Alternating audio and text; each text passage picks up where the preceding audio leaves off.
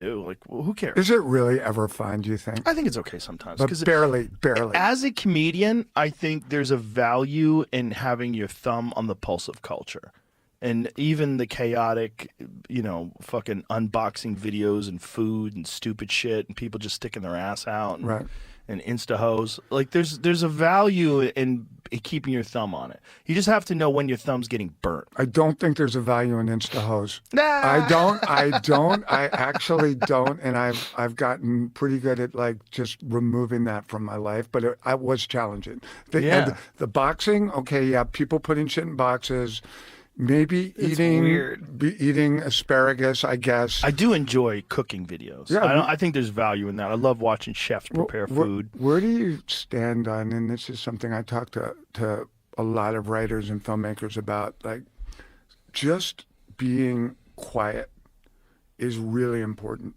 And being, for me, the most creative experiences I've ever had have come far away from any stimulation, from any controlled thinking, from allowing ideas to come, to have like the divine spirit, the angels that are creativity, that require a certain amount of quiet and space for those to emerge. At least for me, they do. Yeah. And I try to make space because I so agree with the bandwidth, and you're right. But more than anything, just turning it all off, Yes, can be so inspiring for me creatively. Yeah, one of the most disappointing things that I've ever done, some of the most disappointing things, is when I sit down from my computer to write and I wind up looking at my phone.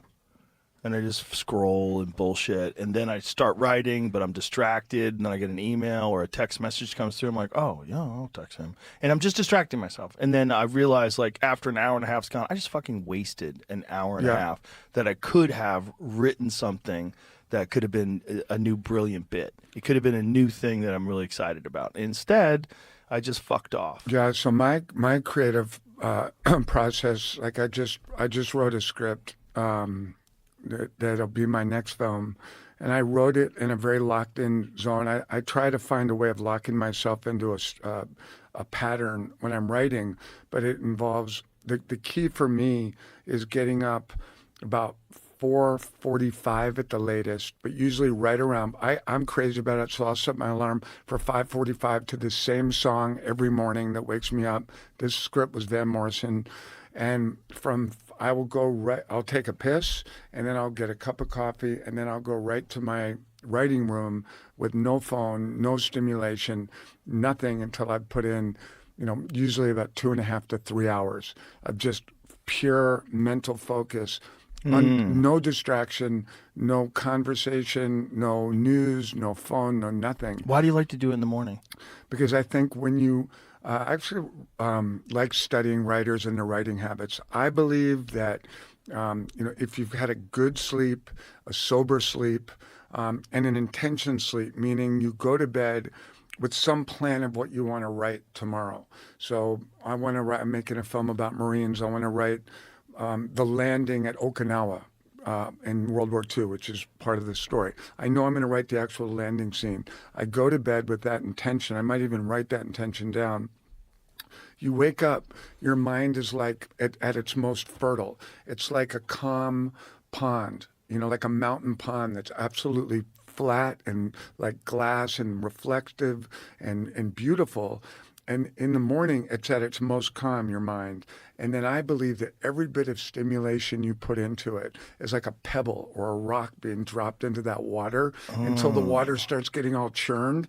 And that's what happens to our minds by, 11 o'clock in the morning. If you've been, plugged in and communicating, your mind is just a fucking feral, boiling cauldron of acid.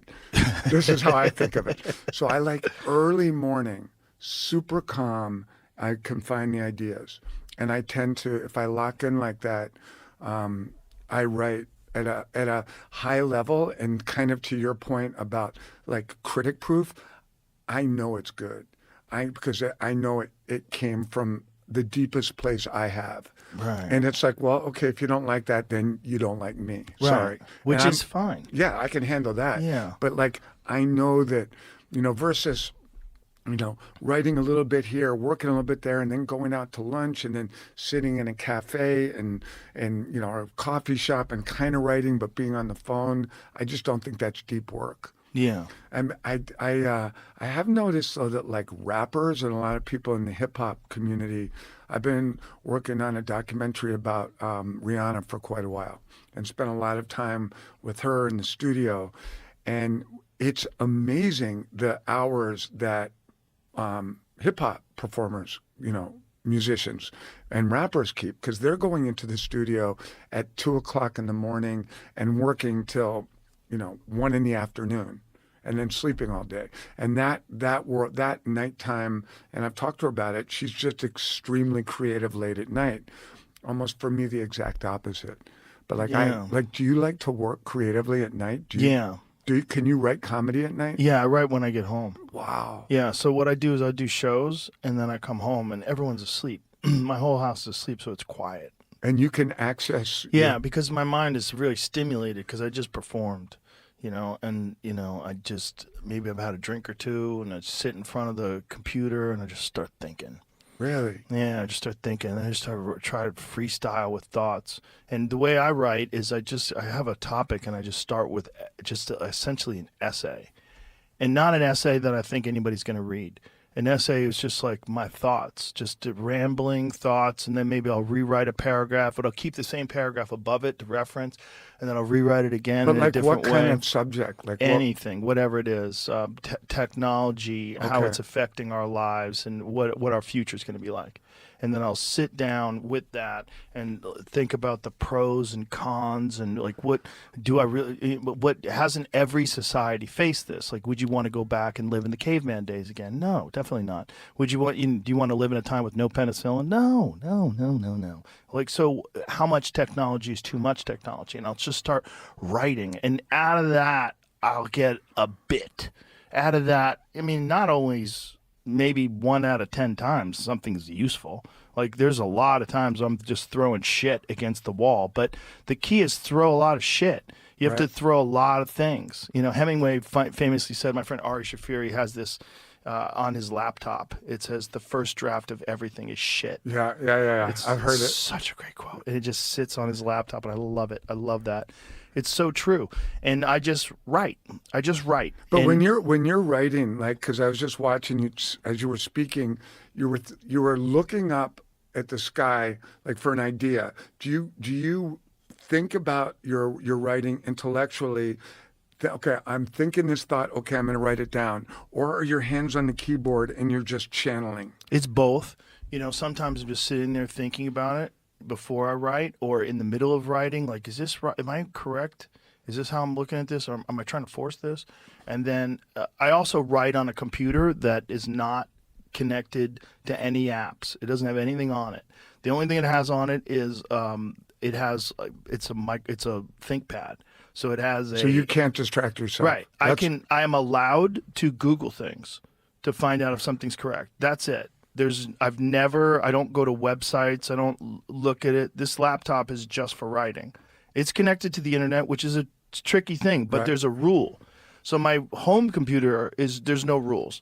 I might watch YouTube videos. I might fucking watch a little Netflix. It's, iMac, so it's big screen. I might do all kinds of stuff on that computer. Yeah. But when I'm writing, my laptop is only for writing. And so I don't allow myself, there's no TikTok, there's no Instagram, there's no nothing. I don't ever look at anything else. I just write.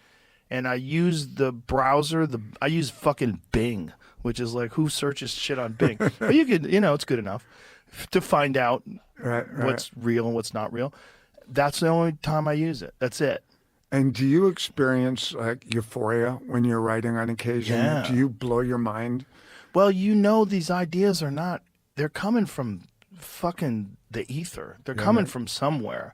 I know that creativity is an individual thing and it varies, but for me, my best ideas seem to come out of nowhere. It's like, I don't even know if they're my ideas. They're coming from some place. And this is the concept of the muse, right? Like, the muse is bestowing upon you these beautiful gifts of creativity. And Stephen Pressfield stuff. Yes, right? yes. The War of Art. Amazing book.